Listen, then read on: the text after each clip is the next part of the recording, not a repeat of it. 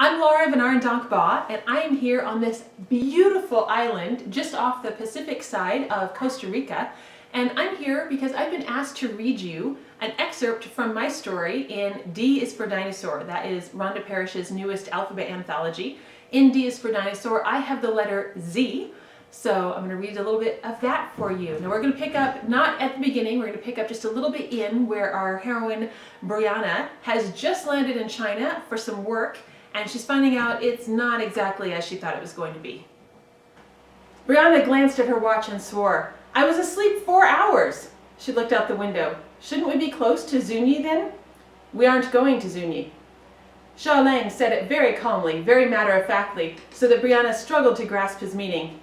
Where are you taking me? Who are you? What do you want?" For a moment, she could hear her mother's voice warning her against traveling, especially warning against traveling to all those countries where they don't like Americans, where she'd be murdered or kidnapped or put into prison, and now she was right. Brianna was kidnapped, and her mother would be so smug as she cried at the press conference. And who even kidnapped a paleographist anyway? "My name is Li Xiaolang, as I said, and I will take you to Zunyi when we have finished. But first, I have something to show you in Zhenyuan." Brianna's mental carousel of weeping mothers and presidential interventions slowed. Okay, will it take long?" "That depends on you." Xiaolang looked from the mountain road to Brianna and back. "Are you fit to climb mountain stairs?" "I run 2 days a week." "Good, then we'll be able to move more quickly." Xiaolang smiled. "I apologize for the inconvenience, but we had only this one chance to speak with you, and we've been turned down twice before by other academics." Crackpot theorist, then. Brianna's abductor-rapist filter went down, and her wacko filter went up. "You found the holy tablets Jesus inscribed during his lost years in China, huh?" Xiaolang laughed. Well, Brianna considered a good sign. "Nothing like that, no, but we are going to a temple." "Okay, then at least you get a nice temple tour out of this, and maybe a good story. Nobody really abducted paleographists anyway. Not enough publicity in it." "So," she said after a moment, "what are we going to look at? Or are you being careful not to influence me in advance?" Xiaolang smiled. "I fear any prejudices you may have may already be set," he said. "My task is to open your mind to let you see beyond them." Definitely a crackpot theorist. "So have these inscriptions been published before? What's the subject?" "No." The SUV jolted on the eroded road. "What do you think of dinosaurs?" No, said Brianna. "I see the mistake. I'm a paleographist. Paleography is the study of ancient writing. Ancient graphy writing. Paleontology is the study of dinosaurs and things. I can see where the error might happen, but they're not the same thing at all." Xiaolang laughed. "It is no error," he said cheerfully. "I am quite aware of your specialty, Dr. Allen. As I mentioned, we have previously asked 2 paleozoologists to come, and both refused. But we have recently found something which may be a written reference, and for that we are most interested in your paleographic opinion, and of course in your academic reputation to lend validity." Oh, definitely a crackpot. Not only did paleography and paleozoology share nothing more than a tab in the dictionary, but Brianna's doctorate was barely a year old, and her academic reputation nearly non-existent. She didn't dare publish anything too controversial yet, or her career would be over before it began. "So," Brianna asked, trying to stay positive, "what's your field then? Because you're clearly not just a driver." She gave what she hoped looked like a friendly smile. The SUV jolted again. "I am a driver, licensed and professional," he said, "but that is not the only way I occupy my time." He was playing coy, was he? "We," she said. "You said we earlier. Who else?" He hesitated a bit too long.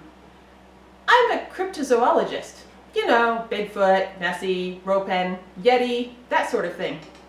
Brianna slammed the water bottle to the dashboard. "Oh no, he sent you, didn't he? The answer is no. Turn around." "I can't turn," said Xiaolang a bit apologetically. "Not here." That was true. The narrow and rutted mountain road would never permit it. "He told you to ask me, didn't he? Brandon?" Xiaolang had the grace to look embarrassed. "He suggested you, yes." He cleared his throat. "Brandon is at the temple." Brianna stomp-kicked the dashboard and swore. "He's here?" Xiaolang said nothing. Brianna took a long breath and looked at Xiaolang. "He, probably didn't tell you how I'd react." Xiaolang's head bobbed from side to side as he considered his words. He suggested it would be best if I met you with the car as your expected driver, because he knew if I spotted him, I'd be right back on that plane, Zuni or no. Brianna sighed. It's not your fault. Probably not, anyway. I'll try not to kill the messenger. I appreciate that, Dr. Allen. She huffed out a breath. Cryptozoologist, eh? Yes, as a hobby. Of course it was a hobby. Looking for Bigfoot rarely paid the bills. And you think there are dinosaurs in the temple? No, of course not. That would be ridiculous. Xiaolang used both hands to jerk the car away from the mountain road's steep edge. We think there used to be. So we're going to jump ahead a little bit. So they've arrived at the temple complex now. In English, they call it Black Dragon Cave, Brandon said as they crossed an ancient stone bridge.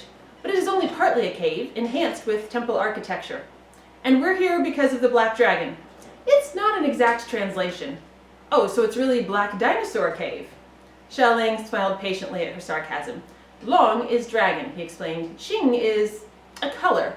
It's not a color you have a word for. You would call it blue-green or perhaps azure. Oh! This time, Brianna did not feel stupidly adrift. Like the Japanese aoi, the color of nature. They didn't really have separate words for blue and green until World War II or so. She had surprised Xiaolang. I think so. I'm not sure of the Japanese, but it is likely. Brianna smiled. She'd briefly dated a grad student working on something about linguistics and cognition. She hadn't paid much attention to his droning endlessly about his research. There was a reason the relationship had been brief, but that tidbit had stuck with her. She was grateful for it now. She was starting to feel a bit stupid under their patient examples, even if she thought the guy a brilliantly educated crackpot. And it was always good to know something Brandon wasn't expecting. You might know the Azure Dragon from Feng Shui, continued Xiaolang. Are you at all familiar with Feng Shui? I had a roommate who subscribed to it, Brianna said, briefly. He kept yelling at me about my desk facing the wall and stifling the phoenix. The phoenix is a word from Western mythology, said Xiaolang. We call it the Feng Huang. It has appeared in our artwork for 8,000 years. He gave Brianna a significant look, waiting. And it is indisputable that we are losing known and unknown species at an alarming rate, and have been for some time. Is it not possible that 8,000 years ago a bird existed which no longer exists today? Brianna thought of the dodo, the aurochs, the Tasmanian tiger, the passenger pigeon. Not only possible, but likely. And if a bird might be known and then be lost, why not a relative of a bird? Brianna raised a warning hand. Oh no, I won't follow you over that bridge. Dinosaurs and birds are cousins, sure, but they're not that close a family. Xiaolang smiled and shrugged, unruffled by her skepticism. You prefer your dinosaurs with scales instead of feathers? I'm a traditionalist, I guess. They entered the temple complex. Xiaolang flashing some sort of look. Okay, no, we talked about this. You're just gonna have to read the book.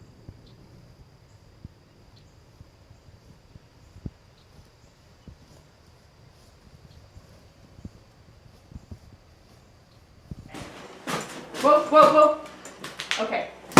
Whew.